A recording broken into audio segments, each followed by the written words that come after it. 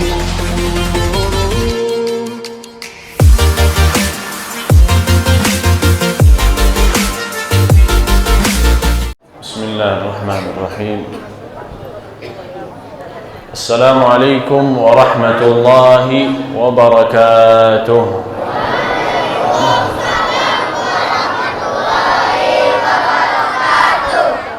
Selamat malam Bapak Ibu. Apa kabar? Sehat? Alhamdulillah. Saya mohon maaf, mungkin bahasa saya masih bukan fasih, tapi insyaallah di terjemahannya bantu di terjemahannya sama Habib Abdullah, Syekh Abdullah dan Habib Abdullah, double Abdullah, twin. أسأل الله سبحانه وتعالى أن يجعل هذا الجمع جمعا مباركا وأن يتقبله منا، وكما جمعنا في هذا الجمع المبارك أن يجمعنا في جنته مع الحبيب المصطفى صلى الله عليه وسلم. بسم الله الرحمن الرحيم. Beliau mulai menyampaikan kabar dari jamaah sekalian, katakan apa kabar bapak ibu semua, mudah-mudahan sehat semuanya. Hadir di sini Syekh Abdullah Jabir dan Habib Abdullah atau Habib Abdillah Segaf. Jadi katanya dua Abdullah kumpul di sini. Alhamdulillah malam ini kita kumpul. Kalau dikatakan oleh beliau, sebagaimana Allah kumpulkan kita malam hari ini, semoga Allah kumpulkan kita lagi nanti di surganya Allah Subhanahu wa taala. Amin. ولا نقول أننا نحن من هم جلوس على هذا الكرسي أننا نحن عبد الله لمجرد اسمنا، وإنما نحن جميعا بإذن الله نكون من عباد الله وخاصته، فلا يجتمع قوم هكذا إلا لأجل عظيم، ولا شيء أعظم من مجالس ذكر الله جل وعلا. Dikatakan oleh beliau sebagaimana nama Abdullah di depan ini, yaitu artinya adalah hamba Allah, bukan hanya kami tetapi semua yang hadir di sini juga merupakan hambanya Allah Subhanahu wa taala. Dan juga tidaklah kita berkumpul malam hari ini kecuali untuk sesuatu hal yang mulia, yaitu untuk hadir mendengar majelis taklim dan berzikir menyebut nama Allah Subhanahu wa taala. فما هي الحال عباد الله؟ ما هي حالهم؟ ما الذي يفعلونه؟ أتى رجل إلى النبي صلى الله عليه وسلم فقال: يا رسول الله أوصني، فأوصاه الرسول صلى الله عليه وسلم بوصية جامعة. ويا ما أجمل وصايا النبي، إن اتخذها الإنسان في حياته فلح ونجح وذاق السعادة. ما الذي أوصاه النبي صلى الله عليه وسلم؟ Lalu dilanjutkan oleh beliau, bagaimana keadaan daripada hamba Allah itu? Apa yang dilakukan? Ada sebuah hadis beliau bercerita bagaimana seharusnya keadaan daripada hamba Allah Subhanahu wa taala. Kita semua di sini adalah hambanya Allah. Dikatakan bagaimana seharusnya hambanya Allah itu? Apa yang harus dilakukan oleh hambanya Allah? Apa hal-hal yang seharusnya hamba Allah itu lakukan? Sebuah hadis diceritakan datang seorang kepada Nabi Muhammad SAW. Ketika datang, orang ini berkata kepada Nabi Muhammad, wahai Nabi Muhammad SAW, wahai Rasulullah, berilah kepadaku sebuah wasiat. Jadi seorang datang kepada Nabi meminta wasiat kepadanya. Lalu Nabi memberikan sebuah wasiat yang sifatnya umum untuk semua orang yang hadir, tidak hanya untuk orang itu tetapi untuk semua umat Islam wasiatnya. Dan jika wasiat ini kita lakukan, maka niscaya hidup kita akan tentram dan bahagia. وهي وصية جامعة يفصل فيها صلى الله عليه وسلم ثلاثة أحوال. tiga hal.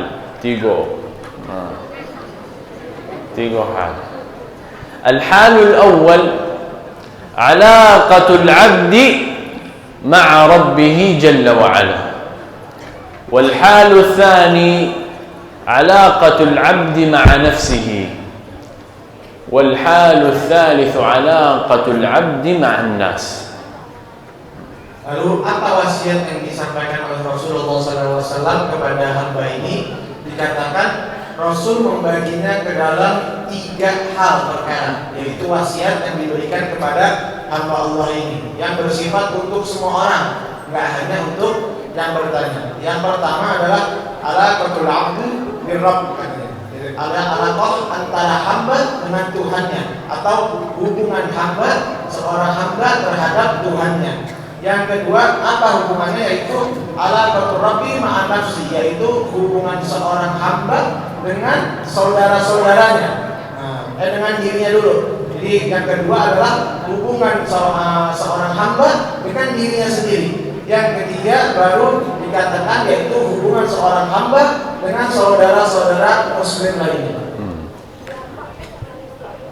وهذه الوصية أول أمرها علاقة العبد مع ربه، وهي أعظم وصية للعلاقة مع الله، وهي وصية نسمعها في كل أسبوع مرة على الأقل، وفي يوم الجمعة بالذات، وفي خطبة الجمعة لا تصح خطبة الجمعة إلا بهذه الوصية. Ada yang tahu? Dikatakan oleh beliau, yang pertama tadi adalah hubungan antara hamba dengan Tuhannya, yaitu Allah Subhanahu wa Ta'ala. Apa yang dimaksud? Yaitu kita sering mendengar ada sebuah hal yang setiap minggu kita lakukan, yaitu di sholat Jumat. Ada sebuah wasiat yang merupakan rukun daripada khutbah Jumat, yang ketika ditinggal maka tidak sah rukun dari sholat Jumat itu. Apa? Yaitu perintah untuk bertakwa kepada Allah, yaitu ditanyakan apa itu wasiat di dalam khutbah. Ada yang tahukah di sini? Apakah ada yang tahu apa yang dimaksud oleh beliau hubungan antara hamba dengan Tuhannya itu? Wasiat apa? Ada yang tahu? Silakan. Dia bilang. Apa? وصية التقوى. فيقول الرسول صلى الله عليه وسلم وهو يوصي من استوصاه، يبدأ بوصية بعلاقة العبد مع ربه فيقول اتق الله حيثما كنت، اتق الله حيثما كنت، أي لا تكون تقوى الله سبحانه وتعالى في الصلاة، لا تكون تقوى الله سبحانه وتعالى في حال العبادة، وإنما تكون في جميع حالك حيثما كنت، في خفائك لوحدك فوق الجبل تحت البحر في أي مكان تستحضر تقوى الله جل وعلا. Dikatakan oleh beliau bahwasanya yang tadi dikatakan yaitu khutbah, di dalam khutbah itu adalah wasiat untuk bertakwa kepada Allah Subhanahu wa Ta'ala. Sering didengar di dalam khutbah yaitu ittaqullaha ayyuhuma kuntum, dikatakan seperti itu salah satu hadis yang artinya bertakwalah kamu dimanapun kamu berada. Dikatakan bukan hanya pada saat ibadah saja ternyata perintah takwa itu. Perintah takwa nggak hanya pada ibadah, di saat kita di perjalanan, di saat kita sedang di lautan, di saat kita berada di darat, di saat kita di rumah, di saat kita di luar rumah, seluruhnya itu membutuhkan ketakwaan kepada Allah Subhanahu wa Ta'ala. Wa ma hiya taqwa? Apa itu maksudnya taqwa? Apa artinya taqwa? Setiap minggu dengar sama ustaz sama syekh di khutbah Jumat, ya ayyuhalladzina amanu taqullaha haqqa tuqatih wa la tamutunna illa wa antum muslimun. Apa artinya taqwa? Malu-malu atau apa ini? Ada yang tahu apa yang dimaksud takwa? Ada yang membantu jawab? Apa yang dimaksud dengan takwa? Tunjuk tangan ke Bapak. Bismillah, silakan.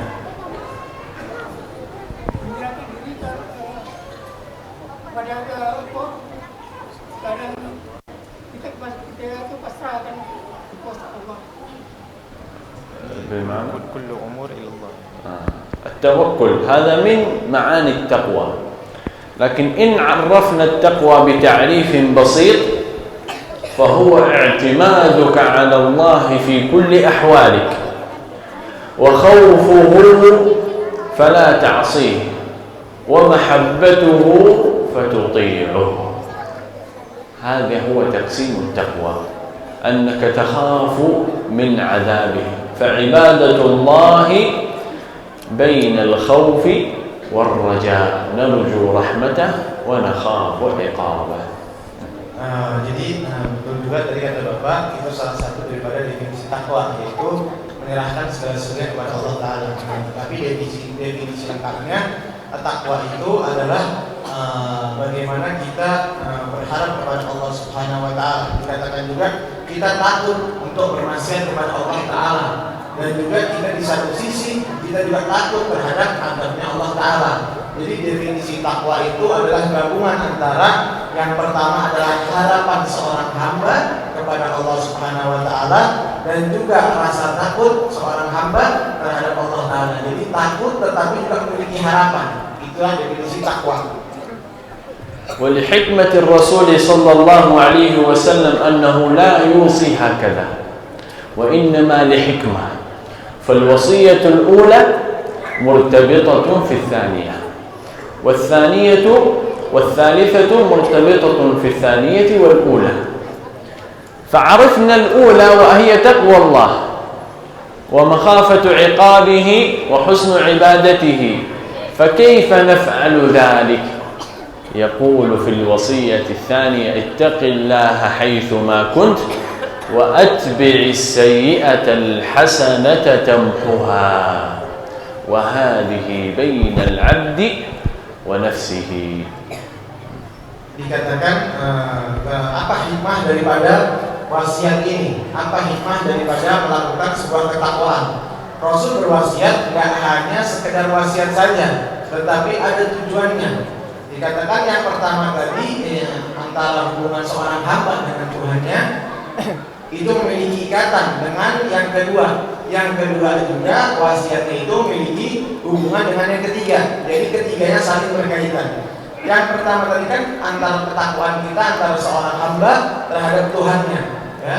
Katakan kitabullah, bertakwa kepada Allah Taala. Yang kedua tadi bagaimana yang dimaksudkan pertama berhubungan dengan seorang hamba dengan Tuhannya, yaitu memperbaiki ibadah kita. Ya, bentuk takwa yang pertama tadi memperbaiki ibadah seorang hamba kepada Rabb-nya, kepada Tuhannya. Yang kedua adalah dikatakan dan hapuslah segala macam keburukanmu atau tingkah laku burukmu itu dengan apa-apa yang baik, sehingga kebaikan itu menghapus segala macam keburukan. وأتبع السيئة الحسنة تمحها وهذه بين العبد ونفسه، وهو أنه رغم مخافتك لله النفس تزل وتعصيه، فما السبيل إلى ذلك؟ اتباع السيئة بالحسنة، والحسنة ترفعك ويغفر الله لك ذنبك. فهذا العمل الصالح يحسن علاقتك بنفسك، فكثرة العمل الصالح تهبك تقوى الله سبحانه وتعالى. Dikatakan oleh beliau bahwasanya dikata wa'ati sayyi'ata hasanatan tamhuha, dikatakan dan ikutilah dengan segala macam keburukan itu apa? Hasanah, kebaikan. Jadi saat kita melakukan sebuah keburukan, datanglah dengannya itu sebuah kebaikan, niscaya kebaikan itu akan menghapus keburukannya. Jadi ketika kita biasa berbuat buruk, jangan kita menyerah. Kadang kita kalau sering berbuat dosa kita kadang malu untuk beribadah. Jangan. Ketika kita berbuat buruk, kita tetap langsung menambahnya dengan perbuatan yang baik. Karena apa? Takwa dikatakan akan menghapuskannya, dan diantara dia dan dirinya sendiri. Nah, kalau ini kan urusan dengan dirinya. Saya bilang urusan yang kedua ini adalah antara dirinya dengan antara ketakwaan dirinya dengan dirinya sendiri. Jadi ketika berbuat dosa tadi langsung Allah hapuskan. Dengan cara apa menghapuskan dosanya itu? Melakukan dengan kebaikan-kebaikan. keburukannya akan Allah hilangkan otomatis. Dengan cara apa? Banyak melakukan kebaikan, berusaha mengurangi atau menghilangkan daripada segala macam perbuatan-perbuatan yang membawa kita ke dalam dosa tersebut. Jadi apa? Otomatis. Bagi dosa, istighfar, amal saleh. Bagi dosa lagi, udah, istighfar lagi, amal saleh lagi. Bagi dosa lagi, istighfar lagi. Wa yukthiru min al-a'mali salihah. Wa ashalul a'mali salihah, yang paling sahih, yang paling mudah amal salih apa? Oh, tidur ini jemaah. Masya Allah, ramai-ramai tapi semuanya lihat-lihat. Apa artinya? Apa itu yang amal salih yang paling mudah? Sila. Senyum, betul. Istighfar, betul. Ashalul a'mali salihah. Senyum kalau gak ada orang, senyum sendiri. Tidak ya. Tapi istighfar, zikrullah. Ya ayyuhalladzina amanu dzkurullaha dzikran katsira. Berbanyaklah berzikir. Wahia ibadatul waqt. Fi ayyi waqt, dimanapun. Mau masuk masjid ada zikir, zikir khusus, ada zikir umum. Mau masuk ke pasar ada zikir, masuk kamar mandi ada zikir, mau pakai baju ada zikir. Insyaallah semuanya hafal atau tidak? Zikir masuk masjid apa? Kalau ini udah bahasa Indonesia. Zikir masuk masjid, Allahumma ighfir li dhunubi waftah li abwaaba rahmatik. Zikir masuk rumah, bismillah walajna wa bismillah kharajna wa ala rabbina tawakkalna. Wa hadha dhikrullah wa hadhihi ibadatul waqt. Wa hadhihi al-ibadah ashalul ibadat. ولا يوجد أي أحد أكثر من ذكر الله إلا وذاق حلاوته. لا بد أن تذوق حلاوة ذكر الله. تذكر الله كثيرا تتكاسل عن الصلاة، تصبح تقبل إلى الصلاة. تذكر الله كثيرا، ضعيف أنت في إنفاقك، ضعيف في صدقتك، ضعيف في علاقتك مع الناس، تتحسن. كل أمورك تتحسن بذكر الله. وفيها مغفرة الذنوب، وفيها تحسين الأمور، وفيها تفريج الهموم. أمور كثيرة جامعة كلها يحصل عليها بأسهل شيء وهو ذكر الله جل وعلا. Lalu beliau mengatakan, ketika tadi kita terbiasa berbuat yang dosa-dosa, langsung beliau bilang otomatis kita harus langsung berbuat yang baik. Ketika berbuat dosa langsung istighfar, ketika kita berbuat salah langsung istighfar. Jadi segala macam keburukan kita barengi langsung dengan sesuatu yang baik.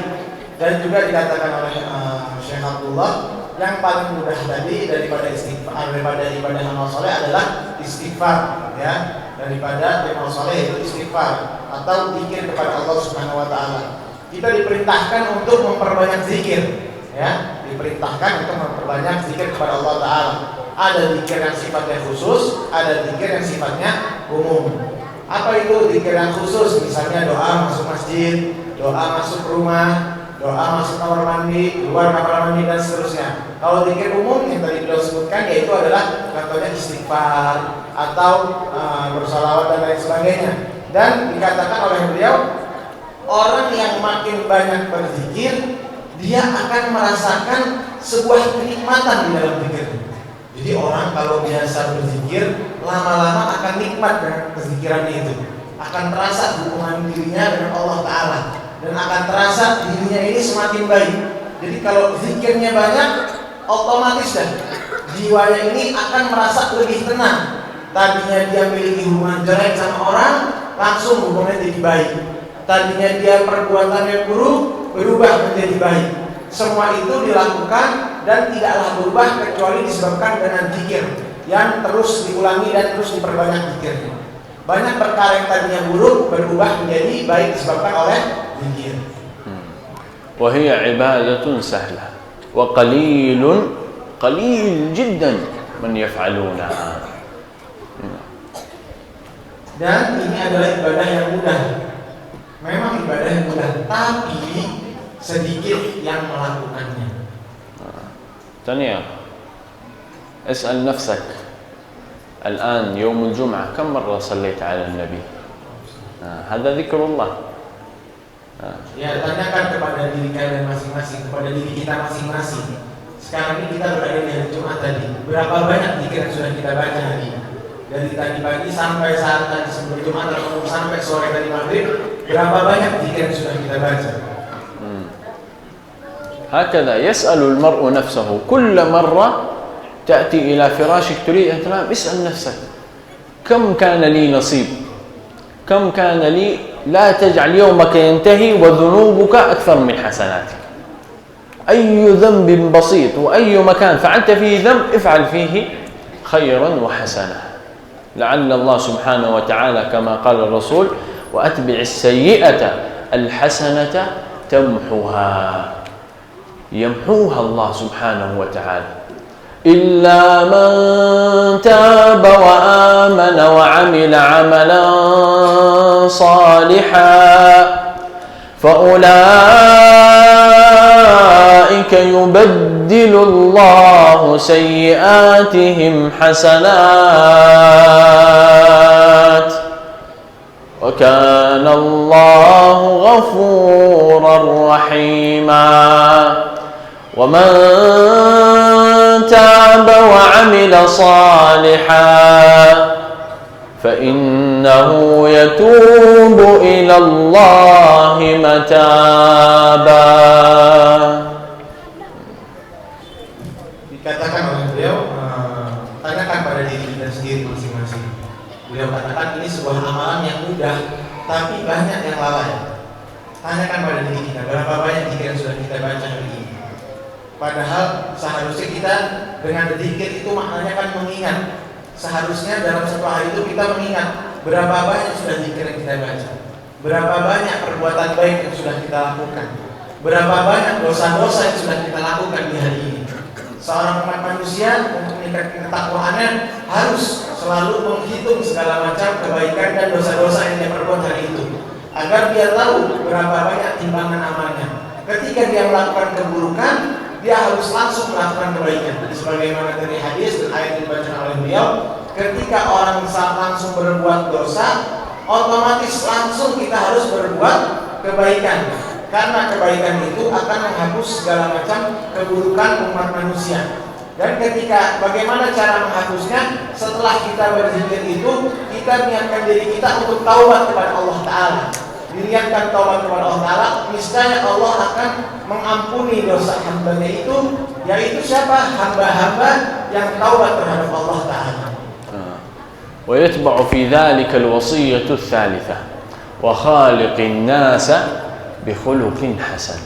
كيف نربط مخالطة الناس بخلق حسن مع ما سبقها؟ اعلم أنه مهما كان فيك من تقوى ومهما كان لديك من عمل صالح، إن كنت لا تخالق الناس بخلق حسن فليس لك من الأجر شيء. تأتي يوم القيامة وقد ظلمت هذا وأسأت إلى هذا وأخذت حق هذا، فيأتي كل واحد منهم ويأخذ من أعمالك الذي ظننت أنك خير من الناس. عملت الصالحات ولكنك سيء مع الناس، فيأخذون من حسناتك حتى تنتهي حسناتك وتؤتى بسيئاتهم فتلقى عليك فتلقى في النار. نعوذ بالله من ذلك. Yang ketiga tadi, yang pertama kan dikatakan hubungan antara diri kita dengan Allah Ta'ala. Hubungan kedua antara diri kita dengan diri kita sendiri. Yang ketiga yang beliau jelaskan barusan yaitu hubungan antara hamba dengan saudara-saudaranya. Ini penting dikatakan, yaitu hubungan antar manusia dengan satu dan yang lainnya adalah sebuah perbuatan yang harus kita perbaiki. Kadang orang memiliki amal saleh, kadang orang memiliki perbuatan-perbuatan yang dengan dirinya atau dengan Allah itu baik, tetapi dia punya hubungan sama manusia yang lainnya nggak bagus. Dia jahat terhadap orang lain, dia memiliki sifat-sifat yang dapat membenci dirinya terhadap orang lain. Bagaimana kalau menemukan yang seperti ini? Tidaklah ada sebuah kebaikan dengan manusia yang seperti ini nanti di yaumil qiyamah. Nanti di yaumil qiyamah orang yang memiliki hubungan baik dengan Allah tapi tidak memiliki hubungan baik dengan antar manusia, maka akan datang kepadanya manusia-manusia ini bilang, ya Rabb, orang ini telah berbuat dosa kepada saya, orang ini jahat kepada saya, orang ini zalim kepada saya. Maka Allah akan mengambil daripadanya pahala-pahalanya, sehingga pahalanya nanti habis. Ketika pahalanya habis, maka dosanya akan bertambah sehingga habis semua amalan-amalan yang dia miliki selama di dunia ini. فنعوذ بالله من ذلك. وهذا الحال يبين الثلاثة أحوال: تقوى الله، وعلاقتك بنفسك بالعمل الصالح، وعلاقتك بالناس بحسن الخلق. فتقوى الله والعمل الصالح من العمل الصالح الصلاة على النبي، وأقرب الناس منزلا من الرسول صلى الله عليه وسلم أكثرهم صلاة عليه. وفي رواية أخرى: أقرب الناس مني منزلة يوم القيامة أحاسنكم أخلاقا. فحسن الخلق وهو أول ما يحاسب عليه المرء بعد الصلاة. Yang pertama di hari kiamat الحساب ايش؟ hitungan. Yang pertama salat, semuanya tahu. Yang kedua apa? Syuhudun nasi 'ala al-ard. Allah ja'ala lahu syuhudan 'ala al-ard. Man hum an-nas alladhina hawlak. فتعطى حقوقهم أول شيء بعد الصلاة. فيحذر المرء من ذلك ويتقي الله سبحانه وتعالى ويكثر من العمل الصالح ويخالق الناس بخلق حسن. خلاص.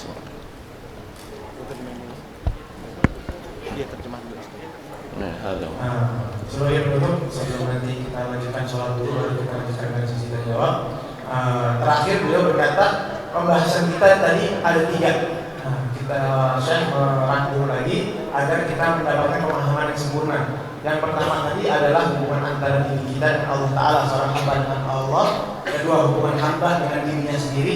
Yang ketiga, hubungan hamba dengan antar manusia, dengan sesama hamba lainnya. Bagaimana hubungan antara diri dan Allah, yaitu dengan memperbanyak salawat, memperbanyak sholat, ibadah. Dikatakan awal ma yuhasab yaumil qiyamah, nanti sebuah amalan nanti yang pertama kali dihisab, dihitung yaumil qiyamah adalah sholat. Jadi sholat kita harus kita perbaiki, karena yang pertama hubungan kita dengan Allah Ta'ala. Selanjutnya hubungan kita dengan diri sendiri, yaitu tadi memperbanyak berzikir. Yang ketiga yang paling penting nanti di yaumil qiyamah, yaitu setelah nanti amal sholat kita dihitung sama Allah, didatangkan orang-orang yang akan menjadi saksi bagaimana hidupnya dulu di dunia. Apakah dia berbuat baik, apakah dia berbuat buruk. Nah, setelah kejadian ini, maka nanti akan menjadi amal-amal yang dihitung di yaumil qiyamah. Jadi 3 hal ini saling berkaitan, tidak bisa kita remehkan, baik hubungan dengan Allah, hubungan dengan diri sendiri, maupun hubungan dengan antar sesama manusia. Mudah-mudahan kita semua dapat memenuhi wasiat ini, sehingga kehidupan kita, baik hubungan kita dengan Allah, dengan diri sendiri, maupun dengan manusia lainnya, berjalan dengan baik. نسأل الله سبحانه وتعالى أن يوفقنا إلى كل عمل صالح وإلى حسن الخلق مع الناس، وأن يزيد في تقوانا. الذي ينقصه الوضوء يتوضأ نقيم الصلاة. Mudah-mudahan Allah tambahkan ketakwaan kita sehingga kita menjadi orang. Bismillahirrahmanirrahim. Nanti yang lain mengikuti. Bismillahirrahmanirrahim seterusnya seperti itu. Sekarang sebelum pembacaan tafsir Al-Quran, silakan kalau ada yang mau bertanya dari bapak-bapak, dari ibu, tunjuk tangan dan langsung bertanya. Bismillah. Masya Allah. Kan di dalam sholat, Pak, kan kita ada permulaannya dari baca Al-Fatihah. Jadi ada imam yang membaca Al-Fatihahnya nggak dibaca langsung Alhamdulillah, itu karena hukumnya, Pak. Bismillah. Bismillah. Tanpa Bismillah. dia dalam sholat baca Al-Fatihah langsung alhamdulillah. Bismillahnya nggak dibaca. Itu kita sebagai makmum gimana hukumnya sama imam? Sholat kita sah apa enggak? Baik. Masih semangat semuanya. Bismillah. طيب طيب اولا اذكر السؤال عشان يسمع. Ya, ada lagi biar nanti sekalian jawab satu-satu. Ada lagi silakan bapak atau ibu yang mau bertanya. Ayo silakan. أنا كان قصدي تخبر عليكم السلام.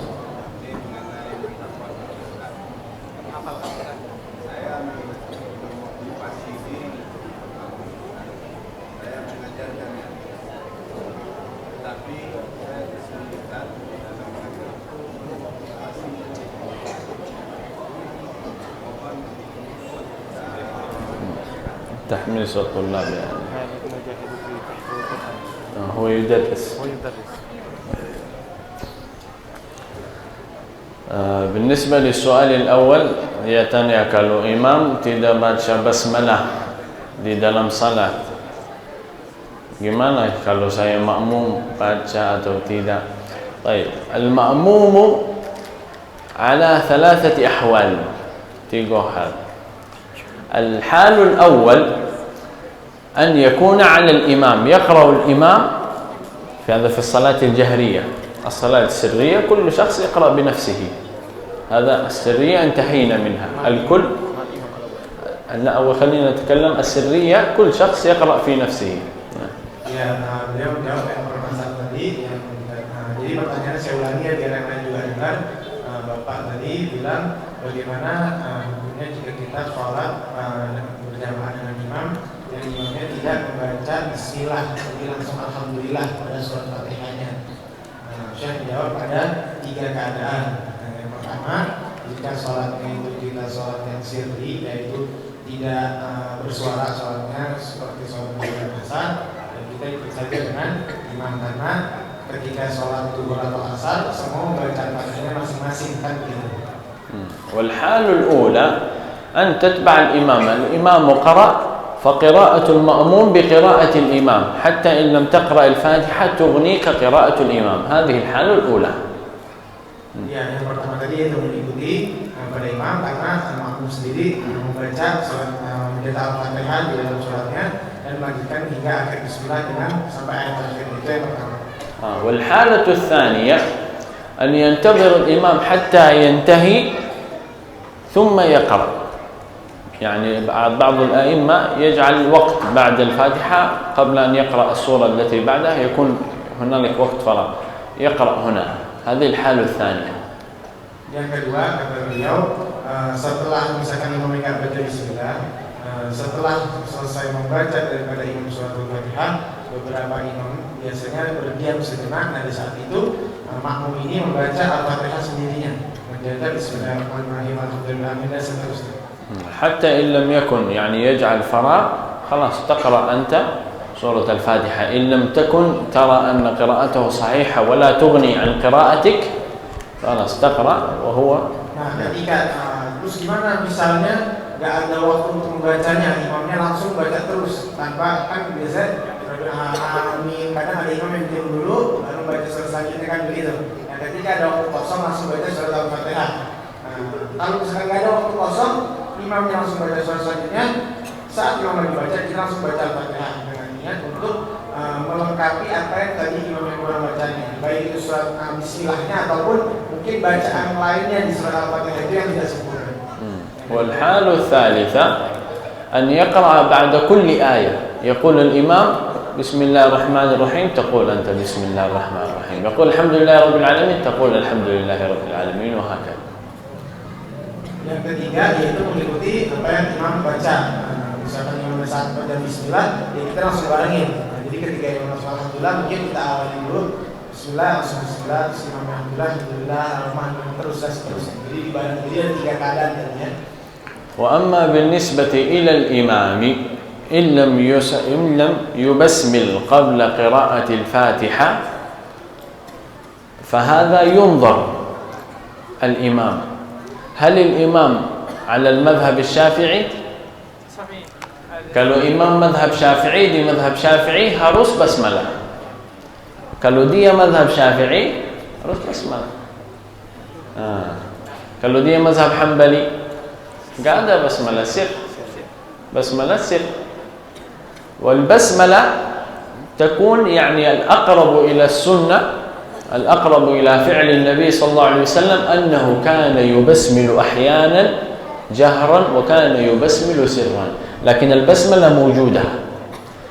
فالواجب على الإمام أن يتعلم فقه الإمامة.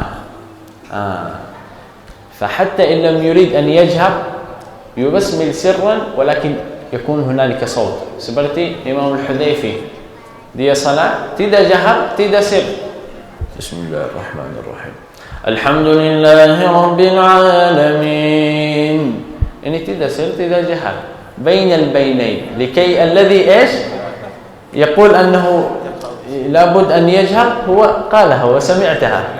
فهذا لإيش مخالفة الخلاف. Dijelaskan lagi Pak, dari Syekh Abdullah dikatakan bahwasanya ketika membaca, ketika ada ditanya dulu imam ini madhabnya apa, kata Ustaz tadi di sini Syafi'i, biasa begitu kan, umumnya orang Indonesia Syafi'i kan seperti itu. Nah kalau Syafi'i imam ini harus baca Bismillah, karena kalau nggak Bismillah berarti Al-Fatihahnya nggak sempurna, akhirnya salatnya jadi nggak sah seperti itu. Nah, tapi kalau misalkan imamnya madhabnya Hanbali membaca Bismillah tetapi sir, yaitu sir itu kayak tadi Alhamdulillah seperti itu. Nah aslinya sir itu aslinya tidak terdengar dengan yang lain, untuk dirinya sendiri seperti itu, kayak Alhamdulillahirabbil alamin gitu. Nah tapi imam ini harus bijak, imam ini harus mengerti fiqhul imam, harus mengetahui bagaimana dia memposisikan dirinya di dalam sebuah masjid itu, harus mengetahui kedudukan imam. Kalau memang itu bisa membuat hal-hal yang membuat ikhtilaf, bahasanya ya mesti paham imam, jadi harus ngerti keadaan sekitar. Dan tadi diberi contoh Syekh Hudayfi di Saudi dengan madhabnya yaitu Hanbali. Di sana karena makmumnya macam-macam kan, gak cuma Hanbali, jadi beliau membacanya sirri, membacanya pelan-pelan, tapi juga gak sirri juga, gak pelan-pelan. لأنه في الحرم يوجد من يصلي من الشافعي ومن الحنبلي. Karena di Masjid Haram ada yang mazhab Syafi'i, ada yang Hanbali, ada yang Hanafi dan seterusnya. Makanya Imam Hudayfi bacanya antara dibaca keras dan dibaca pelan. Kan kalau pelan bicaranya gini, Alhamdulillah ini, Bismillahirrahmanirrahim, Alhamdulillah, jadi semua tetap dengar. Jadi dapat dua-duanya. Nah jadi cuman yang beliau sampaikan, kalau seandainya Imam Syafi'i madhabnya ya harus sesuai. وهذا مثل ما قلنا يعني الإمام ada berapa imam di sini؟ من الحضور لا يوجد أحد إمام؟ لا ليس في المسجد، من الحضور يعني. Kalau di sini ada biasa imam juga, mungkin masjid lain gitu ada. فهذا يعني لا بد أن يعني على الإمام أن يخاف الله سبحانه وتعالى وأن يعرف كيف يؤدي. مثلا إن أخطأ في الصلاة ما الذي عليه وما الذي ليس عليه. إن مثلا لم يجلس للتشهد الأول وقام، هل يجلس أم يبقى قائما؟ هذه لا بد أن يعرف هذه الأمور. إن نسي ركعة، إن نسي الإمام kalau salat jahar rakaat 3 sir, kalau imam sendiri lupa baca suratul Fatihah dan ruku', ini gimana? كيف يفعل الإمام؟ يعني هذه مسألة من المسائل لابد على الإمام أن يعرفها. لو نسي سورة الفاتحة انشغل أو سرح أو أي شيء وركع، وبعد في الركعة الرابعة افتكر، ماذا يفعل؟ يصلي ويسلم، هكذا صلاة ناقصة ما يجوز. فما الذي يفعل؟ هذا سؤال. Jadi ditambahkan lagi oleh beliau, katanya di sini ada nggak imam lagi katanya.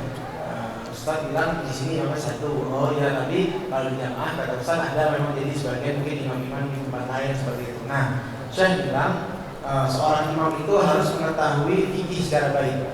baik itu fikih imam ataupun ikut sholatnya, mengetahui apa-apa saja yang membatalkan sholat, apa-apa saja yang harus dilakukan dalam sholat dan seterusnya. Sehingga ketika contohnya misalkan kita lupa dalam bacaan seharusnya bacaannya lupa jumlah rakaatnya, sering terjadi biasanya kan begitu. Kira-kira apa yang harus kita lakukan? Nah, itu imam harus tahu. Atau misalkan ada contoh yang agak berat nih, beliau kasih contoh. Seandainya kita sholat yang jahar, misalkan sholat maghrib kan atau isya 4 rakaat barusan, 2 rakaat pertama ketahuan baca surat Al-Fatihah kan gitu. Selesai surat Al-Fatihah, surat rakaat ketiga kan nggak kedengeran suara imamnya kan? Kita nggak tahu imam baca apa, nggak tahu si imam lupa baca surat Al-Fatihah. Imam lupa surat Al-Fatihah langsung ruku. Ini ada kejadian kata beliau, langsung ruku, terus pas di rakaat keempat baru ingat, waduh, tadi saya lupa lagi baca surat Al-Fatihah nih. Nah, kalau seperti ini beliau Syekh kasih pertanyaan ke kita, kira-kira seperti ini gimana? Apakah langsung tahiyat langsung assalamualaikum warahmatullahi wabarakatuh atau seperti apa? Ada yang tahu? Ada yang tahu? La salat naqisah. Kalau misalkan sujud sahwi, salat naqisah kurang 1 rakaat. Karena وأنت تعرف أنها ناقصة فلا بد أن تأتي بركعة، لكن إذا قمت المؤمنين سيقولون سبحان الله لما ركعتين فكيف هذا الذي يجيب نعطيه هدية كتاب يلا silakan.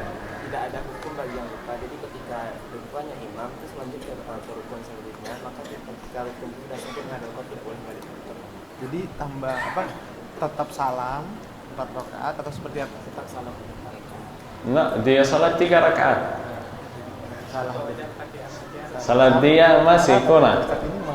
صلاته خاطئة ما يجوز يسلم. يعني أنت تعرف أنك صلاتك خاطئة وتسلم ما تجوز. الصلاة كلها لا تصح هكذا.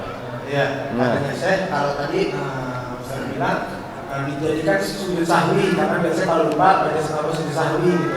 Enggak, kalau sujud sahwi nggak bisa menutupi gitu karena jadinya tetap 3 rakaat. Tadi abang ini bilang kalau lupa nggak ada hukumnya, jadi tetap aja salah. Saya masih salah juga. يعني يسلم المقصود هو الذي يقول أنه يسلم بعد ذلك لوحده يأتي بركعة، لكن لا هذا خطأ لا يجوز يسلم. Ada yang mau coba? Sini. Dibaca Al-Fatihah ketika ingat bahwa Al-Fatihah sebelumnya belum dibacakan. يقرأه حين يفتكر؟ لا لابد قراءتها قائم يأتي بالركعة كاملة لابد.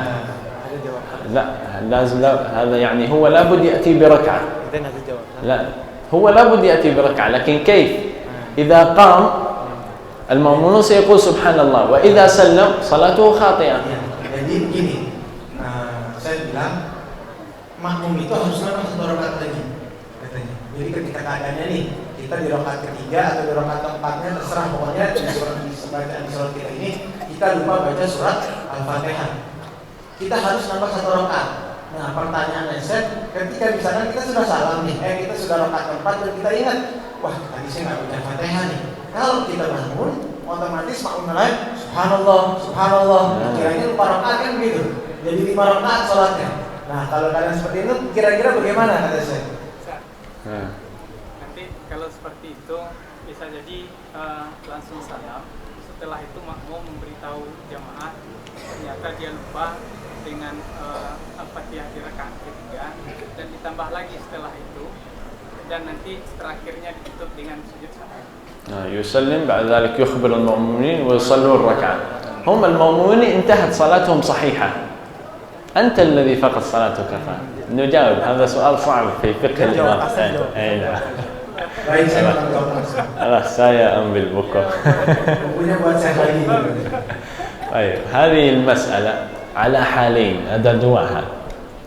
الحال الأولى أنت لا بد أن تأتي بركعة، harus tambah 1 rakaat imam sendiri.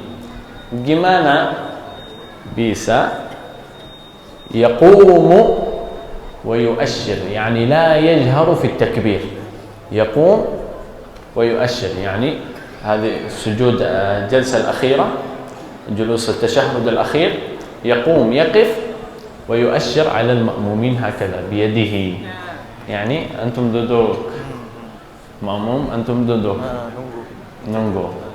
Dia udah selesai satu rakaat yang dia lupa, ada salam sama sujud sahwi. هذه الحالة الأولى. Jadi jawaban beliau yang pertama, kalau keadaan seperti ini si imam ini langsung berdiri, tapi nggak usah pakai takbiratul ihram lagi.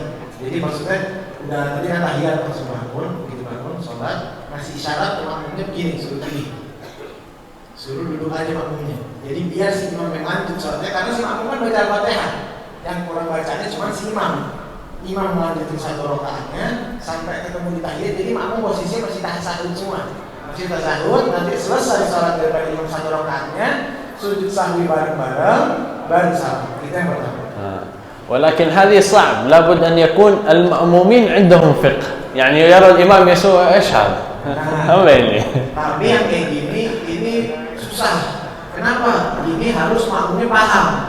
Kalau nggak makmumnya bingung nih, Ustaz ngapain gini-gini? Ya kan? Panas atau gimana kan bingung. Nah, apalagi suruh nunggu, nggak biasa kan kita gitu. Kita kan selama ini belajar doang, kalau mau batal kita harus menunggu sampai wudhu, tapi pakainya kan nggak pernah. Kan gitu. Yang pertamanya agak berat, kadang-kadang makmum nggak ngerti, jadinya malah bingung akhirnya. والحال السهلة واليسيرة ماذا؟ أن تقف إمام دواني مأموم dua makmum. Saya imam, saya lupa. Gimana sekarang di tahiyat saya sendiri bangun, atau saya mungkin إذا تذكرت في الركعة الرابعة نقف في الركعة الرابعة أنا تذكرت أني لم أقرأ في الركعة الثالثة. ترجم.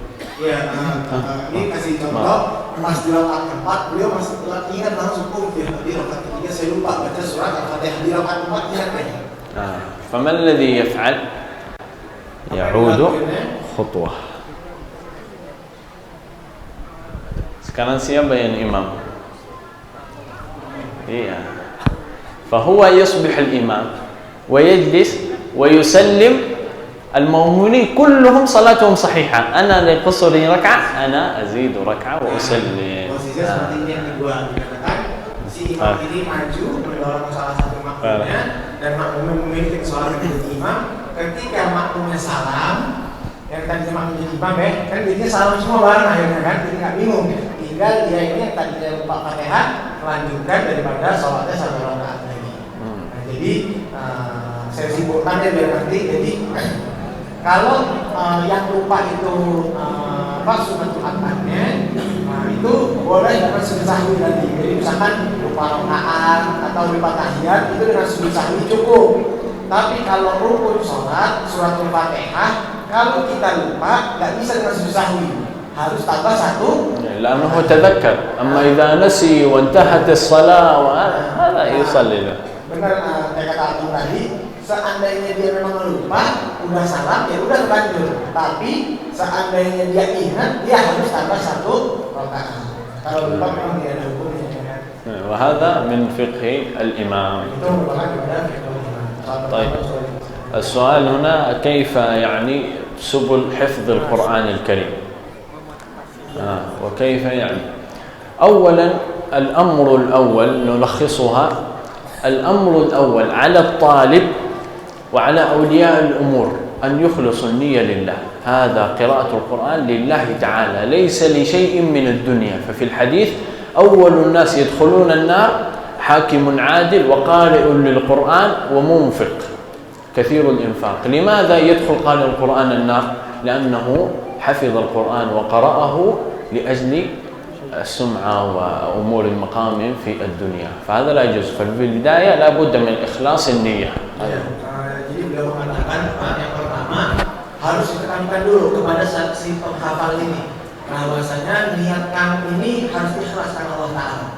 Itu yang pertama. Jadi jangan sampai kita punya niat sesuatu yang lain, pengen dipuji lah atau pengen apa. Yang pertama perlu kita tekankan kepada si penghafal ini, kamu menghafal ini bukan dipaksa orang, bukan dipaksa siapapun. Lillahi Ta'ala, untuk mencari ridhonya Allah, karena nanti dia berkiamat disebutkan oleh beliau banyak orang yang masuk neraka itu salah satunya hakim dan juga orang yang ahli qiraah, orang ahli Quran, tetapi niatnya bukan karena Allah Taala.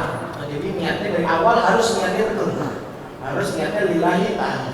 والحال الثاني أول شيء لابد أن يحسن القراءة قبل أن تحفظ.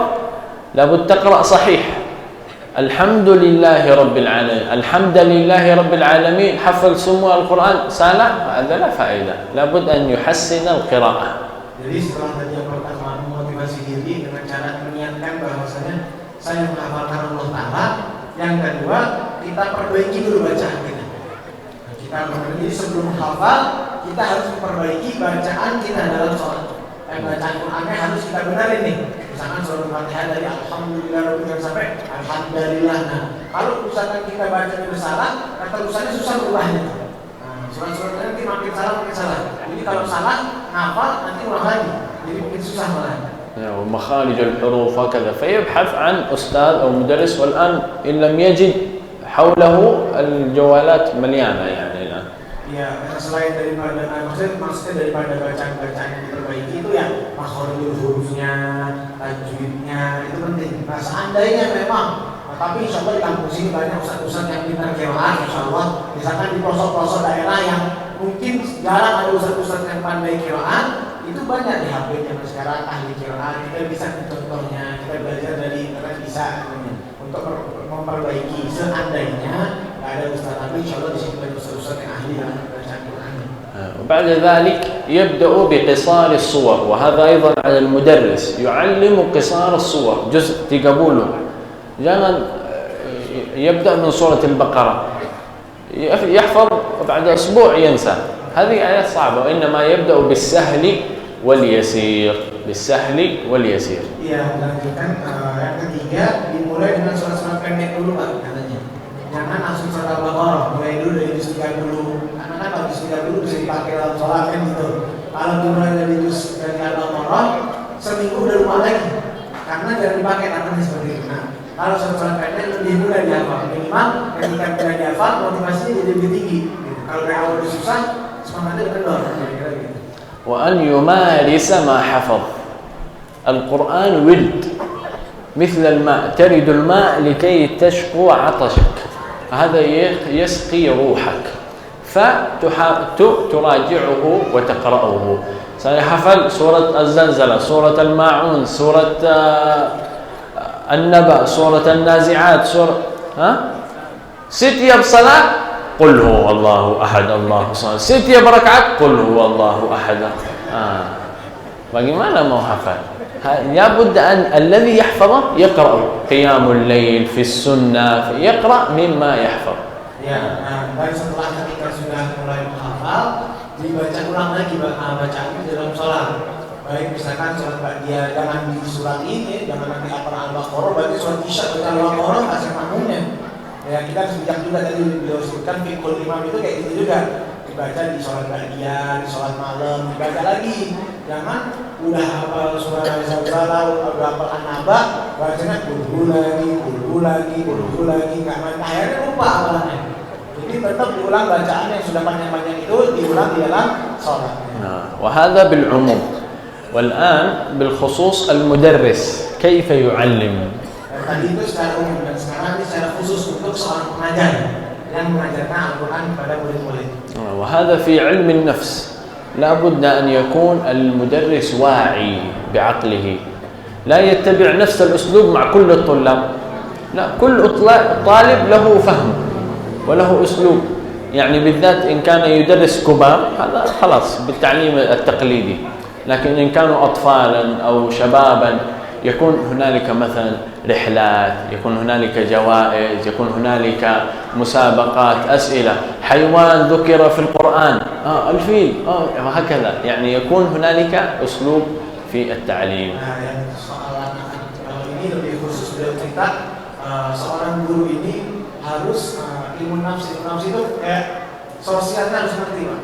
Jadi seorang guru harus tahu bagaimana cara menghadapi murid-muridnya. Kalau seandainya murid orang dewasa mungkin bisa mengajar secara umum ya.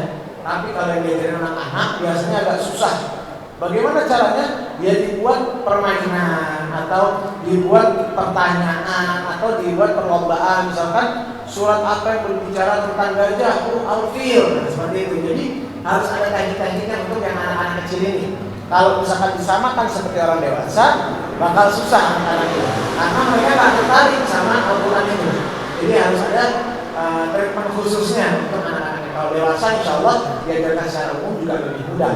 وهذا في التعليم عموما ليس في القرآن خاصة. أنا مدرب سباحة، يعني في تدريب السباحة يأتيني طالب أحيانا عنده مشكلة في القدم، ويأتيني طالب عنده مشكلة في اليد، فهكذا في القرآن يأتيك طالب عنده مشكلة في حرف الطاء، يأتيك طالب عنده مشكلة في الحفظ، يأتيك طالب عنده مشكلة في الكسل لا يريد يحفظ، وهكذا تتبع الأسلوب المناسب. Nah, beliau juga katakan dari seorang guru itu harus memahami keadaan ini, memahami keadaan murid-muridnya. Beliau katakan, beliau ini ternyata juga selain daripada Quran yang dipegang, ternyata beliau juga guru ahli berenang, guru berenang juga.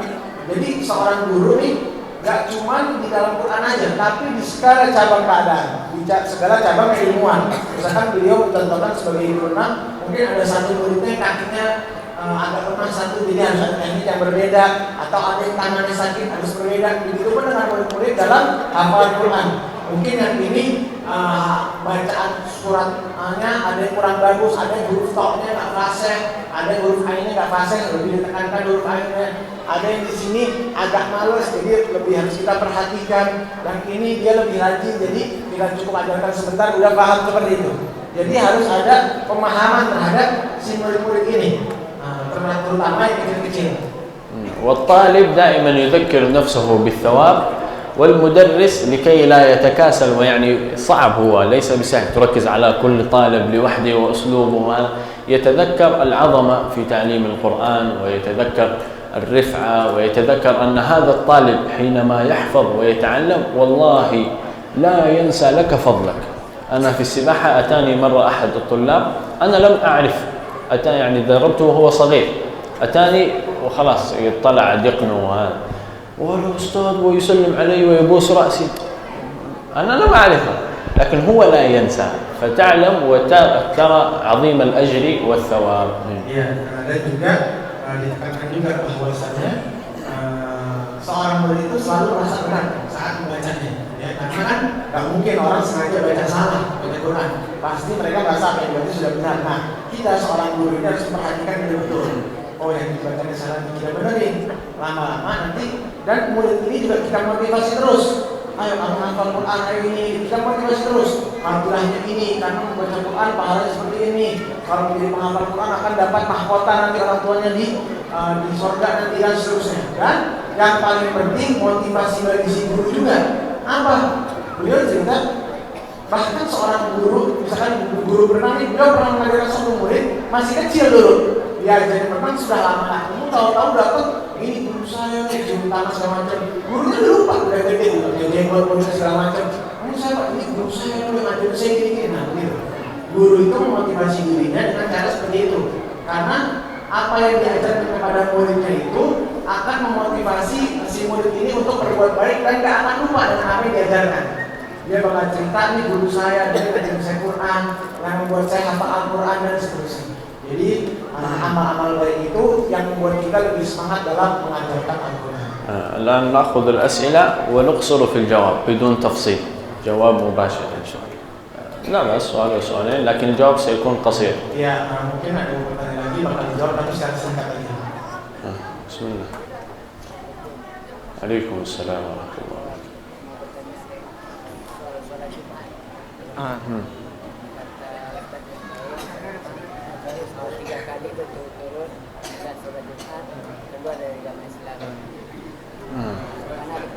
من ترك الصلاة الجمعة 3 مرات أصبح الكافر لا منافق وليس كافر.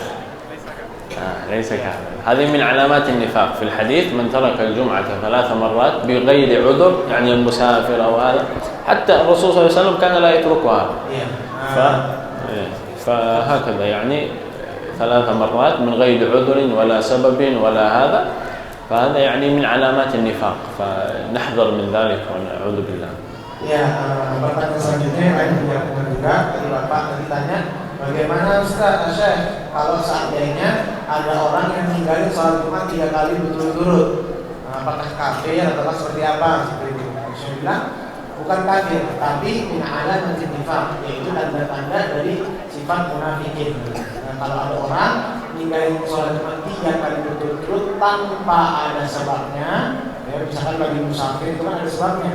Atau kemarin sebab corona dan segala macam ada sebabnya gitu. Tapi kalau seandainya tidak ada sebab, dia di rumah doang nggak ngapa-ngapain, maka ada bentuk nifaq, itu tanda-tanda orang yang munafikin. Wa na'udzubillahi min dzalik.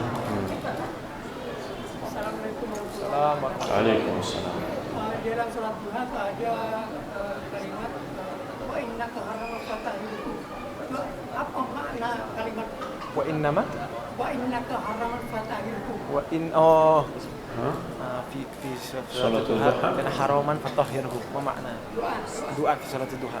وإن في صلاة الضحى وإن كان حراما فطهره وإن كان بعيدا فقربه. والله لم أسمع به الله أعلم. ini doa في صلاة الضحى ini الضحى doa كجمال جلالك وضحى. أنا لا أعرف في هذا السؤال. Ya, beliau bilang beliau tidak tahu soal itu karena mungkin buat beliau baru pertama kali mendengar soal itu, jadi belum bisa menjawabnya. هو الدعاء عموما في صلاة الضحى الدعاء عموما يعني لا نستوجب شيئا فيه وإنما الدعاء عموما والصلاة طيبة. Ya, kalau doa secara umum itu insya Allah semuanya baik, karena maksudnya untuk segala hal yang baik, jadi nggak masalah. لكن نفسر المعنى لغويا. إيش هي الدعاء؟ ما هو الدعاء؟ يعني اللهم إن الضحى ضحاك والجمال جمالك والبهاء بهاؤك والقوة قوتك والقدرة قدرتك.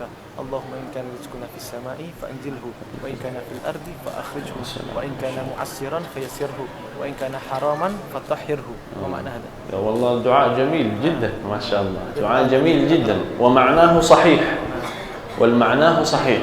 معناه يعني إن كان حراما فطهره. إن كان أنت مكسبك حرام أن يجعل الله سبحانه وتعالى يبدل هذا المكسب من مكسب حرام إلى مكسب حلال. يعني أن لا يكون تظلم حقوق الناس لكي تأخذ رزقك، لا، فتصبح تعطي حقوق الناس وتأخذ رزقك فيطهر الله. Ya, tadi saya bacakan doanya ke beliau karena beliau belum pernah mendengar seperti itu. Nah, karena beliau kan Saudi jadi berbeda.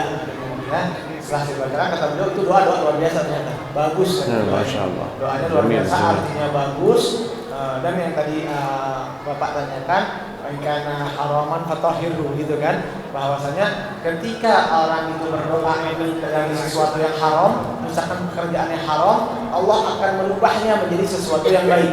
Misalkan kerjaannya tadinya jelek nih, berkaitan dengan hal-hal yang haram, maka Allah akan mempermudah mendapatkan dia pekerjaan yang baik. Jadi pekerjaannya jadi baik, gitu. Bukannya hartanya haram jadi haram jadi halal, bukan. Tapi pekerjaan yang tadinya haram, Allah mudahkan untuk mendapatkan yang halal. فهذا هو طلب الإعانة من الله. يعني أنت تعمل في محرم، أول ما عليك ليس تدعو أن يبدل الله إلى حلال، وإنما أول شيء عليك أن تترك البيع وتسأل الله أن يعوضك بخير وحلال. Ya, dan itu bentuknya permintaan. Jadi kita minta sama Allah, biar Allah bantu kita, Allah kasihkan kekuatan kita untuk merubah apa yang kita dapat yang tadinya misalkan buruk menjadi baik. Ya. Itu hal yang perlu kita lakukan. Dari ibu-ibu kalau ada. Oh, ada ibu-ibu tadi satu ya. Bismillah.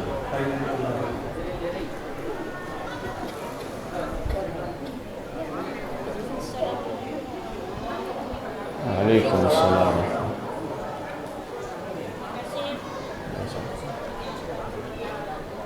Saya mau bertanya, yaitu mengenai sholat berjamaah. Kita selalu mengikuti imam di musola apa di masjid. Tapi apabila imam itu salah di dalam membaca Al-Fatihah atau ayat, salah baca ayatnya, salah tajwidnya, segala macamnya, sedangkan kita tahu sebagai makmum, sedangkan kita sudah pernah menegurnya satu kali. مثل سؤال المسجد الماضي. Untuk seterusnya tidak ada perubahan.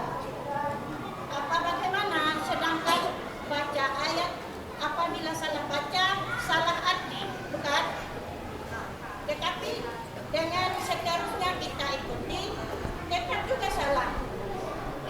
apakah tindakan baik kami perempuan واضح sebagai واضح makmum? Baik, paham. Terima kasih.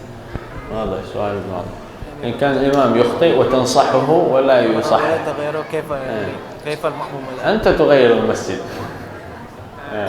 إن كان الإمام هذا الإمام يحاسب أمام الله سبحانه وتعالى أن قراءته غير صحيحة المهم سورة الفاتحة الأخطاء في غير الفاتحة إن كانت جلية وتغير المعنى يعني خطأ مرة كبير تناصحه فإن أبى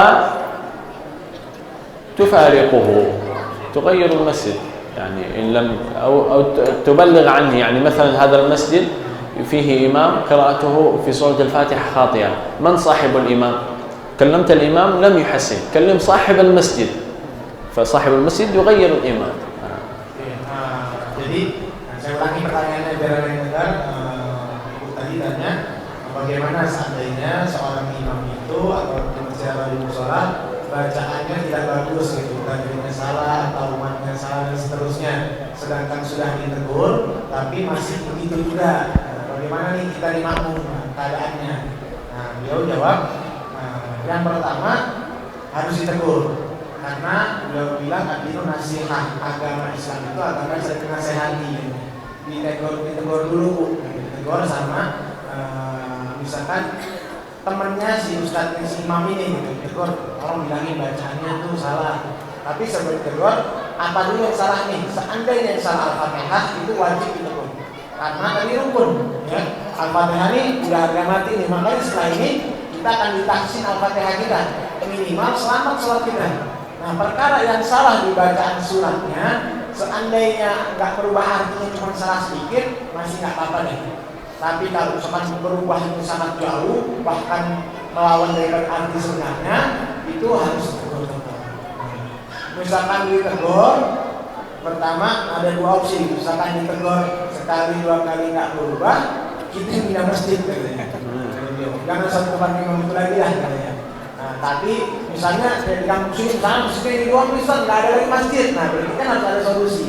Nah beliau bilang seandainya nggak ada solusi masjid lain lagi, kita bilang ke temannya si orang ini biar ditegur, bacaan kamu salah, tolong diperbaiki. Kalau misalkan tetap salah lagi, bilang sama pengurus masjid biar diganti imamnya. Pak nih imamnya nggak benar nih. Seandainya saya bacanya benar, cuma saya perempuan nih, saya makin jadi imam nggak bisa gitu. Ganti aja yang lain, gitu. Ustaz aja deh kayaknya bagusan gitu. Nah, seperti itu. Jadi kalau misalkan ditegur sama kawannya nggak bisa, ya dengan pengurus masjid karena perkara sholat ya menanggung seluruh masjid gitu kan. Benar kata ibu ditanyakan ini, kira-kira seperti itu. Jelas bu ya, insyaallah. Masih semangat? Kalau tidak, halas sudah selesai. Bismillah, silakan. Boleh.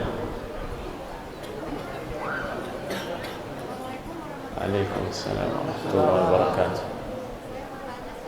Apa hukumnya meninggalkan sholat dengan sengaja? Terus apakah sholat itu bisa difoto? membuatkan tarkus salat وهل يجوز قضاء الصلاة؟ ترك الصلاة عمدا هذا لا يجوز وكبيرة من كبائر الذنوب كبيرة من كبائر الذنوب ترك الصلاة عمدا ولا بد يعني حتى أنها عمدا ولا تقبل منه لا بد أن يقضيها هي لا تقبل منه إن تركها عمدا وقضاها لا تقبل منه لكن لا بد أن تقضيها وإن لم يتركها عمدا أيضا لا بد أن يقضيها. Ya, kalau seandainya dia meninggalkan dengan sengaja, itu salah satu dosa yang paling besar. Ya, meninggalkan sholat secara sengaja itu dosa yang paling besar. Nah, lalu bagaimana hukumnya? Apakah harus dikodok? Seandainya sengaja, dia wajib mengkodoknya. Wajib mengkodoknya, meskipun mengkodoknya itu pun dia tetap berdosa karena dia meninggalkan dengan sengaja. Dia berdosa tapi wajib tetap harus mengkodoknya. Kalau seandainya nggak sengaja, biasanya sholat subuh ya, sholat subuh berliburan bangunnya 7, tetap harus langsung mengkodok sholatnya. Itu wajib dikodok dan meninggalkan sholat merupakan salah satu daripada dosa yang besar. ومثل ما قلنا متى ما يفتكر يصلي لكن مثلا 20 سنة لا يصلي خلاص يستغفر الله ويتوب ويستمر فيما هو آتي. Nah, dan kita mengkodok sholat tadi Bu kita kodok apa-apa yang kita ingat. Jadi seandainya kita, oh kita tadi baru sholat subuh nih, langsung begitu ingat, langsung sholat. Jangan nunggu sholat subuh selanjutnya baru kita sholat subuh 2 kali, jangan. Kita bangun langsung sholat. Ataupun sholat duhur tadi lupa di jalan, sampai rumah asar, langsung sholat duhur dulu baru sholat asar. Terus seandainya ingat 5 tahun yang lalu, kayaknya saya pernah minta sholat Jumat nih, atau sholat zuhur, langsung sholat. Tapi seandainya lupa, kayaknya pas zaman muda saya sering lupa sholat nih gitu. Tapi lupa sholatnya berapa rakaat, sholat fajar, ya udah banyak istighfar sama Allah, minta taubat sama Allah atas segala macam kesalahan. Jadi kalau misalkan tahu berapa rakaatnya atau sholat apanya, langsung sholat di saat ini. Tapi kalau nggak ingat, banyak istighfar. إلا في حال الصلاة الحاضرة يصلي الصلاة الحاضرة التي يوشك وقت أن ينتهي الذي ذكرناه. قارب من صلاة العشاء. أيوة إذا اقترب وقت خروج الصلاة حاضرة يصلي الحاضرة بعد ذلك يصلي الحاضرة. Ya kecuali dalam keadaan misalnya gini nih, kayak tadi misalkan kami datangkan maghrib, kalau tahu datangnya mepet-mepet mau isya gitu. Nah ketika mepet isya ternyata kita belum sholat asar. Nah kan tadi kan saya bilang begitu itu langsung sholat. Nah sedangkan waktu antara maghrib mau isya sisa 5 menit. Nah kalau kayak gini kita sholatnya maghrib dulu. Jangan kita sholat asar dulu, akhirnya asarnya gak ada waktunya, maghribnya gak ada waktunya. Jadi ketika sholatnya mepet, sholatnya dulu yang waktu itu. Sholat maghrib dulu sholat, baru pas azan isya, sholat asar dulu, baru sholat isyanya. Jadi begitu ingat langsung sholat. Tapi kalau keadaannya mepet sama sholat selanjutnya, kita sholat dulu. Belum sholat asar nih, tapi maghrib udah mau habis nih, sholat maghrib dulu. Sholat maghrib dulu, bapak udah masuk azan isya, sholat asar dulu, baru sholat isyanya. وترك الصلاة على نوعين. النوع الأول من يترك الصلاة عمدا لكنه مؤمن أنه لا بد أن يصلي ويقضيها، هذا مرتكب لكبيرة. أما الذي ينكر الصلاة لا يصلي وينكر يعني لا يريد أن يصلي، هذا قد يكون دخل في الكفر. Jadi ada dua keadaan orang meninggalkan sholat ini. Kalau yang pertama dia meninggalkannya secara sengaja tadi tuh. Tapi dia tetap beriman kepada Allah. Cuman ya mungkin malas atau orang sekarang banyak itu gara-gara gambaran ini. Nah itu dia wajib mematuhinya dan dia mendapatkan dosa besar. Kalau yang kedua nih, dia meninggalkan sholat dan dia mengingkari bahwasannya sholat itu daripada bagian wajib. أنا أعبد الله من قلبي فقط. Hambanya Allah tuh melihat hamba dari hatinya katanya. Hati saya berzikir yang penting katanya. Kalau sholat nggak apa-apa. Nah kalau sudah mengingkari gini, maka menyebabkan dia jatuh kepada kekufuran. Jadi berbahaya ya. Jadi kalau misalkan dia meninggalkan sengaja tapi tetap beriman kepada Allah, itu dia wajib memotongnya dan mendapatkan dosa besar. Tapi kalau dia meninggalkan sholat tapi dia mengingkari kewajiban sholat itu, dianggap memang nggak wajib atau apa, maka dia jatuh kepada kekufuran. Dia lebih baik mencari. Ini yang terakhir, Terakhir. Ya, ini. Kenapa setiap hari Jumat zuhurnya di Al-Fatihahnya dibaca jahar, sedangkan hari-hari lain tidak dibaca jahar? لماذا يقرأ لماذا في صلاة الجمعة يقرأ سورة بالجهر ولكن في صلاة الظهر آخر بالسر؟ هذا أوامر الرسول صلى الله عليه وسلم. Ya itu sebagaimana diajarkan oleh Rasul SAW. Jadi memang amalan diajarkan Rasul kita mengikutinya. Jadi Rasul jangan dulu pada sholat Jumat yang mengikuti bacaan imamnya dengan cara jahar. Pada sholat zuhur memang ini memang ya sholat zuhur. Kalau begitu, kenapa salat zuhur? Saya mau tanya, kenapa salat zuhur 4 rakaat? Saya mau 5. Kenapa salat subuh 2 rakaat? Saya mau 3. Kenapa rukuk begitu? Saya mau begitu rukuk. خلاص هذا توجيه من النبي صلى الله عليه وسلم. Ya jadi itu mirip sama contoh-contoh yang tadi saya bilang, misalkan sama dengan pertanyaan kenapa sholat zuhur 4 rakaat, kenapa sholat subuh 2 rakaat, kenapa rukuk duduknya begini, kenapa sujud duduknya begitu, nah itu semua apa-apa yang dilakukan oleh Rasul gitu. Jadi kita hanya mengikutinya. Hikmahnya apa? Wallahu a'lam. Anda lanjut tahsin suratul Fatihah atau tambah tanian? Ustaz, satu lagi. Assalamualaikum warahmatullahi wabarakatuh. Waalaikumsalam warahmatullahi wabarakatuh. Pertanyaan saya, Ustaz, apa yang harus kita berbuat ketika iman kita turun naik? pertanyaannya ringkas aja. Kaifa azid min imani? أنا إيمان dia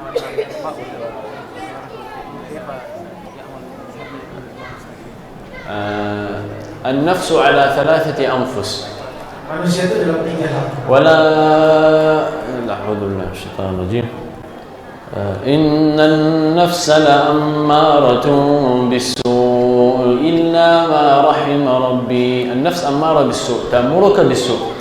والنفس اللوامة لا أقسم بيوم القيامة ولا أقسم بالنفس اللوامة. والنفس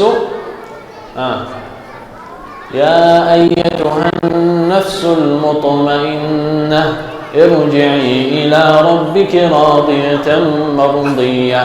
والقلوب بين إصبعين من أصابع الرحمن يقلبها كيف يشاء. أحيانا تأمرك نفسك بالسوء، وأحيانا تلومك نفسك، وأحيانا تسمو نفسك للخير. فالإنسان يتقلب دائما. وكيف يزيد؟ بإكثار العمل الصالح. Ya, beliau mengatakan iman manusia itu disebutkan dari tadi amaratul bisu. Suatu saat iman itu pasti turun. Ketika turun kita beramal dengan perbuatan yang buruk. Ketika suatu saat juga iman kita sedang naik, kita beramal dengan sesuatu yang baik. Karena dan Allah itu dapat membolak-balikkan hati kita itu, dikatakan juga doa itu yang balik-balik ya, kata Ibnu Syekh bilang Allah itu mudah membalik-balikkan hati manusia. Dan bagaimana kalau pengen iman kita terus tinggi? Iktsaru bi amal saleh. Perbanyak beramal saleh. Karena Allah akan mudah membalikkan hati kita saat itu juga. Jadi cara bagaimana biar iman kita tetap kuat, tetap istiqomah, enggak jatuh dalam keburukan, perbanyak amal-amal saleh. وكيف يعني لا يغتر بعمله الصالح. كثير العمل الصالح. ما شاء الله saya di sini setiap hari saya baca 1 juz. Saya baca 1 juz. Semua orang يعني الذين حوله tidak baca atau mungkin baca 1 halaman. Oh dia feel يعني يحس انه يحذر. كيف يرى ان هنالك اناس يختمون القرآن في اليوم 2 مرتين. كيف الآن تشعر؟ أن جزء ولا شيء. فدائما انظر إلى من هم أعلى منك ولا تنظر إلى من هم أسفل. Dan daripada sebab-sebab cara-cara meningkatkan keimanan kita juga, jangan pernah memandang diri kita itu lebih baik dari orang lain. Sebagai contoh dia bilang, mungkin ada orang di masjid baca Quran 1 juz gitu. Terus dia menganggap dirinya bisa baca cuma 10 baris bacanya cuma 1 halaman doang. Padahal kita nggak tahu ternyata dia di rumahnya sudah hatam bacaan Qurannya.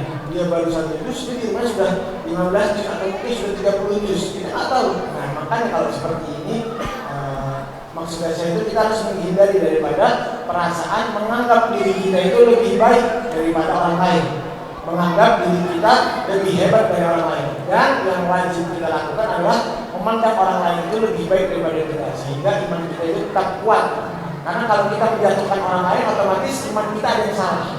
Nah, jadi salah satu caranya yaitu tetap memandang orang lain itu dengan pandangan baik, dengan pandangan yang jauh daripada keburukan-keburukan. Baik, lanjut. Sekarang kita akan membaca surat Al-Fatihah. Nanti apa yang saya baca ikutin ya. Ini penting ya, biar nanti kita nggak nambah 1 rakaat saat sholat ya. Jangan sampai seperti contoh tadi. أعوذ بالله من الشيطان الرجيم. أعوذ بالله من الشيطان الرجيم. وننبه أن هذه التلاوة تلاوة التحسين ليست تلاوة القراءة.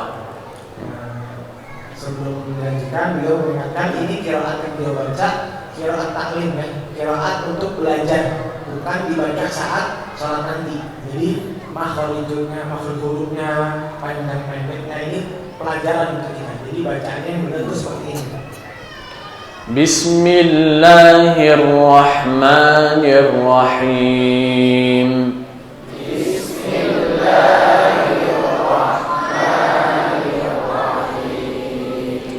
Ini Bismillahi, bukan Bismillahi. Ini Bismillahi. dan nanti Ar-Rahman Ar-Rahim. Dua-duanya huruf ha. Ha fathah, ha kasrah, ha hi. Bukan ha hi. Hi ini huruf ha. Bismillahirrahmanirrahim.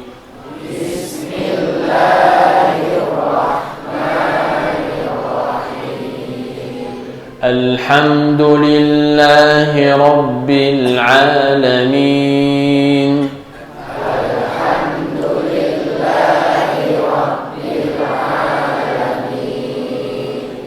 Ini alhamdu, du ada dhammah. Jangan alhamdulillah, alhamdulillah. Harus melihat huruf dal sama dhammah. Alhamdulillahi. Dan terakhir Al-Alamin, huruf Ain, A dari sini, bukan A ini huruf Alif, A dari sini. Kalau يعني لو ضع إصبعه هنا يشعر باهتزاز. Ya, kalau Ain di sini A gitu ya. Kalau A itu ya huruf hamzah.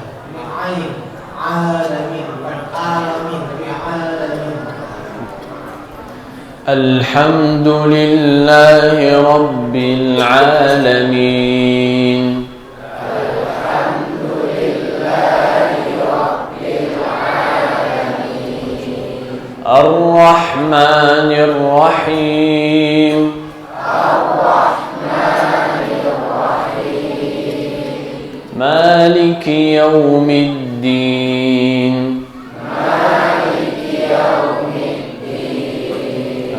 Huruf dal, Masya Allah luar biasa semuanya.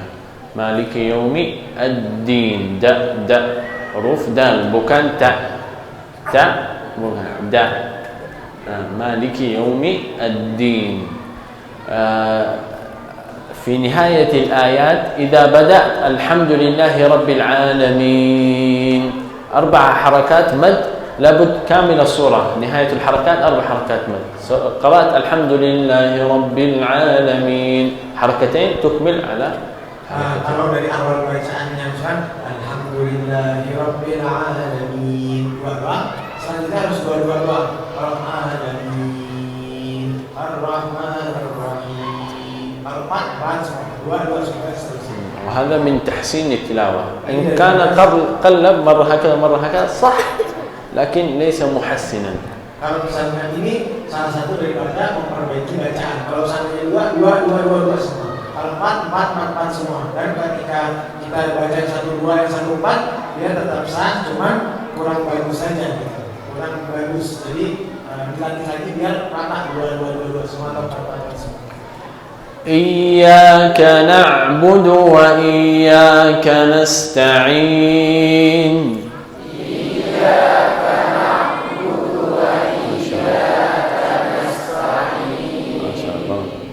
اهدنا الصراط المستقيم.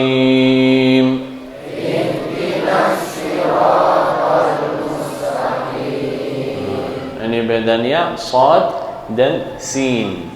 صراط مستقيم. sin ini gitu. beda. اهدنا الصراط المستقيم.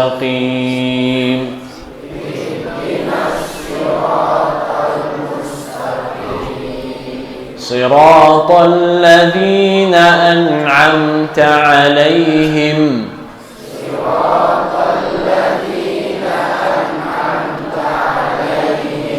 غير المغضوب عليهم ولا الضالين.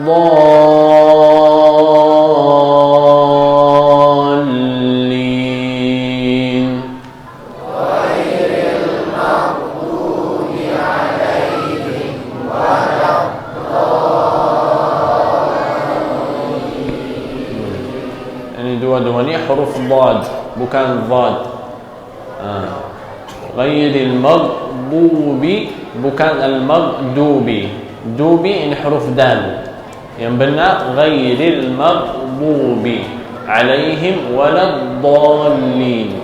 لا يخرج لسانه، إذا أخرج لسانه يصبح ضاد ويختلف المعنى. الضالين يعني الذين في ضلالة، الضالين يعني الذين تحت الظل. Ya, dua-duanya huruf dha, bukan dal. Jadi ghairil maghdubi bukan ghairil maghdubi. Maknanya dia berbeda. Walau dhalin sama walau dhalin itu beda lagi dari artinya. Yang satu dalam kesesatan, satu dalam kalamullah. Ini ayat terakhir mulai dari siratal ladzina an'amta alaihim. Kalau bisa satu nafas, baca satu nafas. Tarik nafas, baca suratul Fatihah benar-benar ayat berayat. Alhamdulillahi rabbil alamin. Nafas. Ar-Rahmanir Rahim. Nafas. Itu paling mudah. Yang terakhir nafas. Siratal ladzina an'amta 'alaihim ghairil maghdubi 'alaihim waladdallin.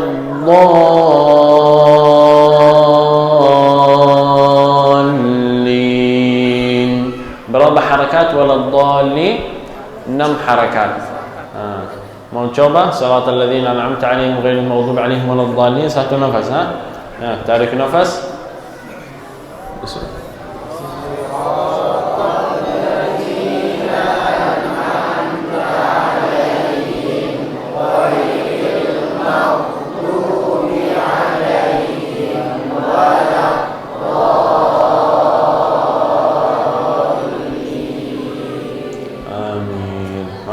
InsyaAllah semuanya semangat. Ana lihat, masyaAllah ada orang ghairil maghdubi alaihim waladdallin. Nafas habis. Kalau nggak bisa, siratal ladzina an'amta alaihim, nafas ghairil maghdubi. Kalau bisa, alhamdulillah. Barakallahu lana wa lakum. ونفعنا وإياكم بما في القرآن من آيات وذكر حكيم. أقول قولي هذا واستغفر الله العظيم لي ولكم فاستغفروه إنه هو الغفور الرحيم. نسأل الله سبحانه وتعالى كما جمعنا أن يجمعنا مع الحبيب المصطفى صلى الله عليه وسلم. نختم بالدعاء بعد أن langsung ke tim untuk program, dan di terakhir insyaallah doa bersama-sama. Baik Bapak Ibu yang dirahmati Allah Subhanahu wa taala, seperti yang disampaikan Syekh kita, sembari menunggu Syekh kita rehat sejenak dan acara ini ditutup dengan doa oleh Al-Mukarram Tuan Guru kita, maka pada sesi ini kami akan membagi-bagikan cenderamata ataupun hadiah yang sengaja dibawa oleh Al-Mukarram Tuan Guru kita dan yayasan. Bahwasanya adapun cenderamata yang akan kita bawa, cenderamata yang akan kita bagi-bagikan ialah sebuah buku karangan daripada abang anda beliau, yaitu dari almarhum Syekh Ali Jabir, yang judulnya ialah Amalan Ringan Paling Menakjubkan Jilid 2, yang di bawahnya ada 30 bekal terbaik sebelum ajal menjemput. Artinya di dalam buku ini ada 30 bekal yang ditulis oleh almarhum Syekh Ali Jabir, yang mana bekal itu adalah bekal terbaik yang harus kita persiapkan sebelum ajal menjemput. Maka buku ini ayah bunda sangat cocok dijadikan sebagai referensi ataupun sebagai rujukan kepada kita bersama untuk mendapatkan berkah dan menyiapkan bekal kita sebelum ajal menjemput kita. InsyaAllah Bapak Ibu yang dirahmati Allah Subhanahu wa taala, buku ini kita berikan secara gratis dan khusus kepada jamaah-jamaah pilihan, yang mana nantinya ayah bunda dari sekiannya banyaknya jamaah, ayah bunda terpilih untuk mendapatkan buku ini. Maka harapan kami, buku ini jangan dijadikan sebagai pajangan, jangan hanya disimpan di dalam lemari saja, namun bacalah. Setelah dibaca, amalkan, karena buku ini ayah bunda sangat mudah untuk dipahami, mudah dimengerti dan mudah untuk diamalkan.